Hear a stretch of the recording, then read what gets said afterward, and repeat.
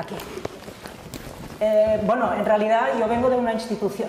Antes que nada, yo también quiero agradecer que nos hayan llamado desde el Archivo General Real de Navarra, porque, os lo he dicho al revés, porque salimos mucho de Cataluña, pero yo a Navarra, que es la tierra de mi madre, no había venido nunca. O sea, que es que ricasco. Y voy a ser bastante breve, porque yo había pensado hablar sobre una mezcla de lo que ha comentado esta mañana José, y también sé que tenemos muchísimas coincidencias, tanto de los objetivos como del papel que estamos haciendo todas las instituciones patrimoniales en el ámbito de los documentos sonoros. Por lo tanto, yo he ido muy deprisa y lo único que os voy a hacer es apuntes de lo que vosotros mismos, si estáis interesados, podéis consultar. Por ejemplo, la Biblioteca de Cataluña como biblioteca patrimonial. Tengo que advertiros que nuestra página web es bastante antigua y no tiene, a diferencia de la Biblioteca Nacional de España, no tiene todo traducido. Pero yo creo que el catalán se entiende bastante bien. ¡Opa! No me va a hacer esto cada vez, ¿no? Bueno, en cualquier caso, ya sé qué ha pasado. Se ha cortado. Como estoy en una institución que no es la mía y esto estaba colgado en la nube, pues no sé lo que voy a poder hacer. Pero en todo caso no van a funcionar los enlaces, ya lo veo. Bueno, para que veáis, el marco legal está en el inicio de la página web de la Biblioteca de Cataluña. Puede ser tan extenso como queráis, ahí dentro está también lleno de enlaces y esto dependerá de vuestro interés, que queráis saber más o menos. Pero en principio hacemos exactamente lo mismo que la Biblioteca Nacional de España, pero en el ámbito de la comunidad autónoma. Eso ya ha quedado claro, que hacemos lo mismo. De hecho, tenemos fondos repetidos porque el depósito legal exige la entrega de una serie de un número de documentos, una parte de los cuales se van a Madrid, en la Biblioteca Nacional, y como se ocurre aquí en Navarra, otro se queda en la comunidad. Para hablaros de los fondos y las colecciones voy a ser muy breve. Me he apuntado más que nada lo que tenemos de distinto en relación a las instituciones de mis compañeras.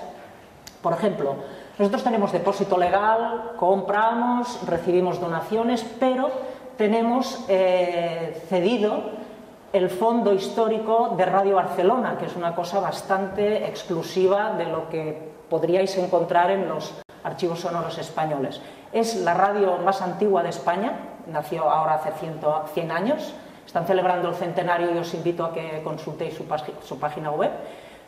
Pero por lo demás es básicamente lo mismo. Tenemos exactamente la misma descripción del interés en recopilar lo que es el patrimonio catalán, tanto si son compositores como si son, no solamente música, autores también. Nosotros no nos ceñimos solamente a la música, en ese sentido nos parecemos más a la Biblioteca Nacional, pero también intérpretes, cualquier tema que sea de interés para conocer lo que es la cultura catalana, tanto si es dentro del territorio como si es fuera, pero también otros intereses más de carácter pues menos local, ¿no? Estamos interesados en absolutamente cualquier cosa que un investigador pueda necesitar para trabajar. Aquí en el enlace, como no me va a funcionar, en la página web veis fondos y colecciones. Cuando ponen busca en fondos y colecciones podéis acceder por una palabra clave, archivos sonoros, y os van a salir una lista de todos aquellos fondos que contienen fondos sonoros que estén descritos. Eso no significa que aquí os va a salir una lista de todo lo que tengamos, sino todo lo que tenemos descrito. Porque no sé si lo hemos comentado, pero normalmente somos muy poca gente la que nos dedicamos a los fondos sonoros, porque pues, priman también. Pues hay muchísimos más manuscritos, muchísima más música, y siempre quedamos un poco cojos. Pero la verdad es que intentamos, como hacemos eso, ya veo que hacemos todos, describir por un lado lo que son fondos de archivo. Nosotros no utilizamos una mezcla entre el ISAT-G y el NODAC, que es una norma de descripción archivística catalana, y los describimos en bloques, es decir, describimos un fondo de archivo. Es cierto que cada material individualmente tiene un código y tiene una pequeña descripción, pero no lo sometemos a todo el trabajo que requiere una descripción bibliográfica, que es mucho más extensa. Entonces, si os metéis en la página web y buscáis por fondos sonoros, buscad un nombre concreto, podéis, por ejemplo, este es un fondo concreto, Reguardós de Turull, que es un fondo muy importante de cilindros de cera, del cual podríamos destacar 3 cilindros que Audio Restauración también nos restauró digitalmente.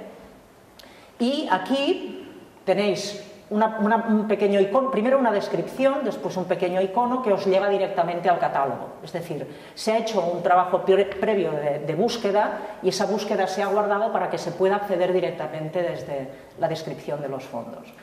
He puesto otro ejemplo de un fondo que nos llegó directamente de México. En ese sentido, lo que os decía de que nos interesa lo que está en Cataluña, lo que es catalán, sí, pero todo lo que es de interés para la cultura catalana que venga de fuera también. Es muy significativo este fondo, que es de cassettes, porque la mayor parte del exilio cultural catalán se fue a México y entonces a partir de ahí pues se formaron editoriales. Hay uno de los pianistas del que os hablaré que se exilió allí y murió allí y creó una escuela pianística cuando es lo que podía haber hecho. De hecho lo inició en Barcelona. Es decir, que hay muchísima parte de la cultura de nuestro territorio que no se puede recuperar si no te vas fuera, o si no tienen, como el Orfeó Català de Mèxic, piensan en que este patrimonio vuelva al país. Esto ya no me gusta. A ver, fondos de intérpretes. No sé si os suena Conchita Badia. Este año que viene va a ser el cincuentenario de su muerte y se van a proyectar documentales, se va a hacer muchísimo trabajo, pero podéis recuperar por el nombre también de un intérprete. Y aquí, como veis, está por una parte toda la donación del archivo, que es la documentación. Tenéis la búsqueda y se puede buscar.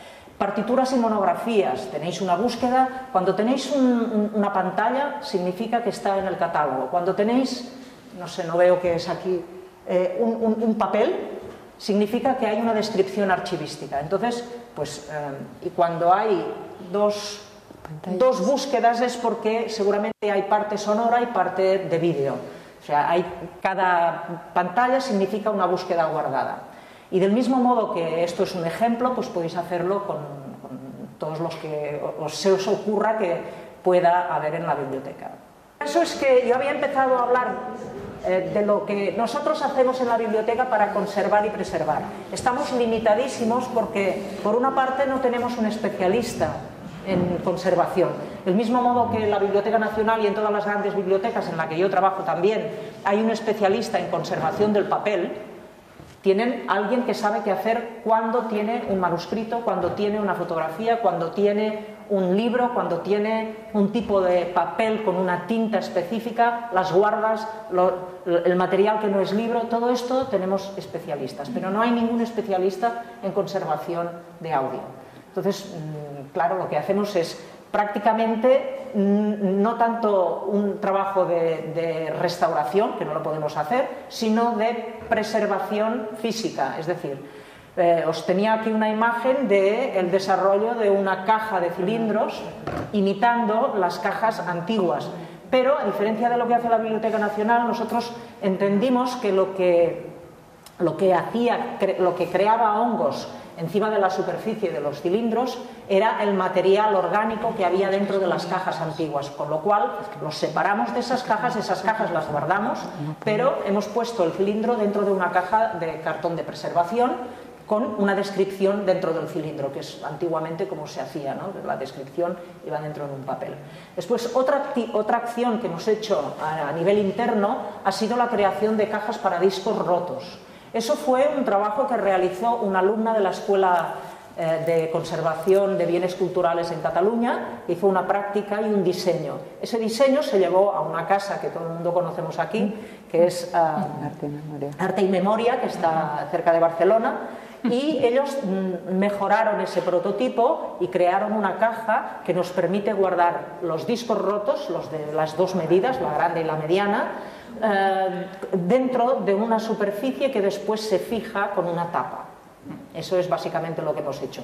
Luego ya hemos comprado cajas para rollos de pianola en las que hemos pedido que nos ayuden a fijar los laterales, porque hay dos tipos de rollo de pianola, una que se encaja dentro de la pianola y tiene como una muesca dentro, y otra que tiene como dos clavos donde el anclaje es distinto. Entonces, depende de la pianola que tengas, puedes utilizar uno u otro. Eso es básicamente lo que nosotros hacemos. También es verdad que limpiamos los discos, tenemos las máquinas que limpian, tenemos dos, de hecho, una que es de batalla y otra que es más específica, que disuelve la porquería y la limpia y la aspira, un poco como la Kate Mouse, no es Kate Mouse, pero se basa en ese modelo. Y lo que hacemos es una restauración, digamos, básica. Y preservación, ¿cómo? Pues todo lo que son fundas de discos de pizarra tienen, después de limpiarlos, funda interior nueva, funda exterior nueva. En los discos de vinilo se extrae lo que es el plástico, que tiene un componente que puede llegar a pegarse con el plástico del vinilo, y todas esas fundas las cambiamos por unas fundas específicas que vienen del Japón, que impiden que haya que sean electroestáticas. Y eso es lo que hacemos a nivel interno. ¿Qué pasa? Que hay muchísima otra actividad que no la podemos hacer y la tenemos que externalizar. Por ejemplo, Audiorestauración nos restauró un cilindro de Albéniz. Isaac Albéniz no quiso grabar nunca nada, hubiera tenido la posibilidad de hacerlo, como hizo Granados con los rollos de pianola, aunque él era anterior, pero ya existía esa tecnología, pero no quiso. Entonces, ¿qué hizo? Grabó unos cilindros, que fueron 3, en casa de un amigo, en un pueblecito de la costa de Barcelona, que se llama Tiana, donde él iba a pasárselo bien. Tenía la familia de su mujer una casa, y allí pues tocaban en el casino, y de partida jugaban a las cartas, y en ese momento grabó 3 improvisaciones. No fue ni siquiera una obra catalogada suya, improvisó. En cada uno de los cilindros hay 3 improvisaciones. Ese es un ejemplo que yo traía para explicar un poco todo el proceso, desde el proceso de adquisición, el proceso del tratamiento de los cilindros, el proceso de digitalización y catalogación, porque a diferencia de lo que ocurre con lo que tú visualmente puedes describir, un libro, una imagen, lo que sea, el sonido lo tienes que pasar por una máquina, como el vídeo. Ahí no puedes decidir que lo que está etiquetado es lo que vas a encontrar dentro. De hecho, ahí hay muchas sorpresas en nuestra profesión. Pues quería explicaros todo ese proceso y cómo terminaba. Terminaba con una digitalización cuestionada por muchas razones, entre otras porque los cilindros no tenían una velocidad establecida, con lo cual a nosotros una empresa que se llama Fonotron nos lo digitalizó a 120 revoluciones por minuto, y cuando, sobre todo en el tema de las voces, les parecía que no era lo suficientemente adecuado, probaron bajar o subir las revoluciones en el ámbito digital ya, O sea, no, esto no va a 120, esto va a 125, a 160, 100 no sé cuánto. Eso es lo que tenemos. Pero claro, viene alguien y dice, estos cilindros no están bien, todos los que son de voces están mal, y pagamos a un experto en voces catalanas que tenían una referencia en grabaciones de disco, y por comparación se pudieron arreglar los tonos. ¿Qué pasa? Que, como has comentado tú, un 3% más rápido o más lento puede variar en medio tono, pero tenemos que tener en cuenta, uno, que los cantantes cuando no se encuentran bien le dicen al pianista, tócame esto a medio tono más bajo, que hoy no llego, o un tono más bajo, y tú no sabes. Segundo, los pianos no estaban afinados siempre a la misma frecuencia.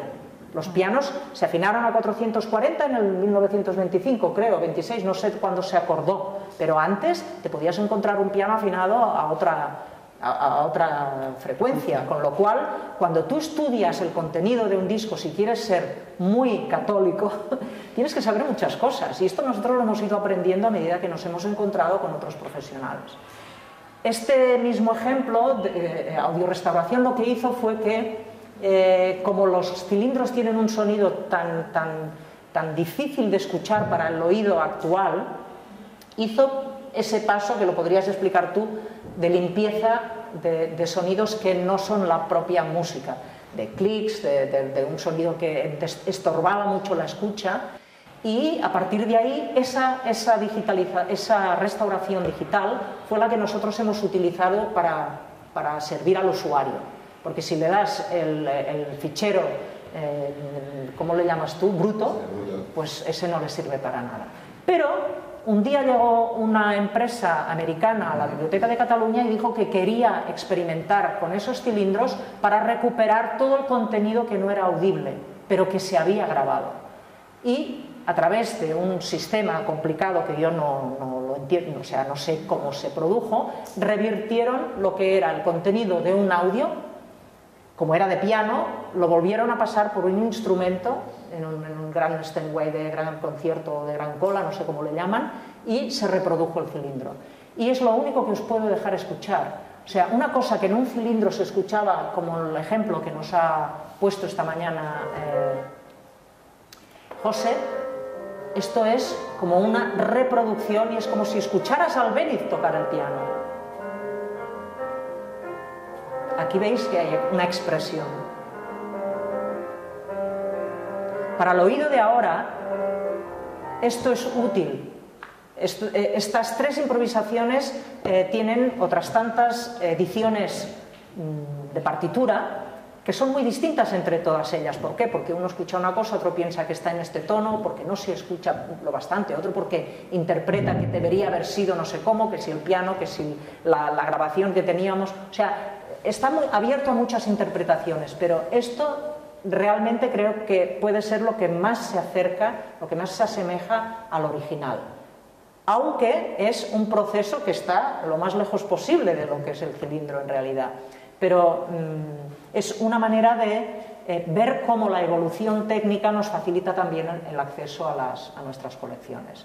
Yo terminaba con esto y solamente voy a decir 4 cosas que nos diferencian de la biblioteca y de Eresbil. Por ejemplo, nosotros tenemos un repositorio digital en el que por defecto existen tanto todo lo que digitalizamos que esté libre de derechos para después poderlo tener en abierto o acceder desde el catálogo, a cosas que no lo están, como por ejemplo toda la digitalización que hacemos de Radio Barcelona. Radio Barcelona, por una cuestión X, no nos ha permitido que pongamos en el repositorio digital ni siquiera aquellas cintas registradas antes de más de 50 años que podrían estar tranquilamente puestas en un repositorio digital de acceso. Pero como el fondo no es nuestro, es de Radio Barcelona, intentamos también que haya un convenio hacer pedagogía del convencimiento, que si ellos no lo hacen, pues lo tendremos que hacer nosotros, porque es un principio por el cual esa cesión que hizo a la Biblioteca de Cataluña se basaba en poder dar acceso. Tienen que ceder ante su propia realidad, que es que ellos no pueden atender las consultas. Pues esta era una de las cuestiones que os quería comentar. Después, sí, compartimos Alma y Ex Libris, es el mismo tipo de catálogo, o sea que si os vais a la biblioteca y queréis consultar a la Biblioteca de Cataluña será muy parecido el sistema de consulta. Después que nosotros no tenemos videojuegos, no tenemos archivo de la palabra. Esto es una cosa que yo creo que en el tiempo que va a venir nos vamos a arrepentir de no tener, porque la Biblioteca de Cataluña realiza a diario actividades que a veces se graban y se cuelgan en un canal de YouTube de la Biblioteca de Cataluña, pero eso no está preservado porque, como ha explicado también esta mañana José, alguien puede decidir que cierra ese canal y se acabó, no está preservado. Pero sí que se puede acceder a muchísimas de las actividades, entre las cuales unas jornadas que celebramos cada 2 años relacionadas con el patrimonio exclusivamente sonoro y audiovisual. ¿Qué más? La digitalización de los rollos, no voy a entrar. En la Biblioteca de Cataluña compramos una pianola que estaba en muy buen estado, iba con un motor y nos permite hacer sonar todos los rollos que no tienen machos, sí, que son los hembra. Y la única digitalización que nosotros tenemos es poner el motor y grabar. Es bruto y nunca será un bruto de preservación. ¿Por qué? Pues porque no existe hoy en día lo que permite que un rollo de pianola se haga completamente con toda la información que lleva, una digitalización o una extracción digital del contenido informativo en bruto. Pero es lo que nosotros tenemos. ¿Por qué? Pues porque hay rollos que son únicos y que han permitido a gente investigar pues mediante ese tipo de grabación. Y cuando no teníamos pianola hemos ido a buscar a alguien que sí que tenía y nos lo ha dejado y lo hemos hecho. Otra cosa más. Nosotros no tenemos los discos en cajas, pero ha sido un problema no tenerlos así, porque nos ha obligado que cada vez que cambiamos de mobiliario, y esto es importante, le tenemos que pedir al proveedor que nos haga una separación para los discos de vinilo y no lo tienen pensado. Cuando ellos fabrican el mobiliario no piensan en que las bibliotecas tienen discos, por lo tanto no han pensado en ningún sistema de ranura que permita hacer un separador. Y eso encarece muchísimo, o sea que si vuestra institución no puede tener una partida presupuestaria importante para ese tipo de mobiliario específico, yo creo que las cajas son, si encontráis un buen proveedor, es un buen sistema. Y por último, bueno, nosotros tenemos dos almacenes distintos que guardan el audio y el vídeo. Uno está en una temperatura y una humedad relativa que la manda las cintas magnéticas, porque son las más sensibles. También los cilindros están ahí, todo lo magnético está ahí y la temperatura está, como has dicho tú antes, es tan difícil no mover una temperatura en un sitio que no es por lo demás estanco, que es de 18 a 20, una fluctuación mínima de 2 grados, y entre 45 y 55 tanto por ciento de humedad relativa, pero eso va modulando con el tiempo. Barcelona es un sitio muy húmedo y es muy difícil mantener esto constante, pero lo que prima es, por favor, mantened esto con el mínimo movimiento posible, tanto para la temperatura como la humedad relativa. Existe un control, pero bueno, eso solo nos sirve para saber cuánto nos desviamos de lo que sería ideal, ¿no? Y yo no recuerdo que haya nada más así que creo que sea interesante en cuanto a la Biblioteca de Cataluña, a diferencia de la Biblioteca Nacional, pero bueno, casas discográficas, que sepáis que todas las casas discográficas históricas de España estaban en Barcelona, excepto la Columbia en San Sebastián y después en los años 50 la RCA en Madrid o otros sellos que empezaron, pero ya en los años 50. ¿Qué pasó? Pues que con las absorciones de las grandes multinacionales y también con cuando España ya tuvo autonomías y Cataluña pudo tener todas las competencias en cultura, ocurrió que Madrid tenía muchas ventajas fiscales y todas las empresas se iban a Madrid, con lo cual nos quedamos también sin discográficas históricas. Discográficas hay muchas, por suerte, tiene una vida, digamos, cultural muy activa, tanto en el mundo del libro como en el del disco y del vídeo, de los videojuegos también, y esas son las diferencias que os puedo marcar. Es una lástima, lo siento mucho, volverá a ocurrir, porque me ocurre cada vez, pero espero que si alguna vez tenéis alguna cosa muy concreta para preguntar, utilicéis la página web. Mi correo es mullate, Ullate es Navarro, por cierto, @bnc.cat. Y muchísimas gracias.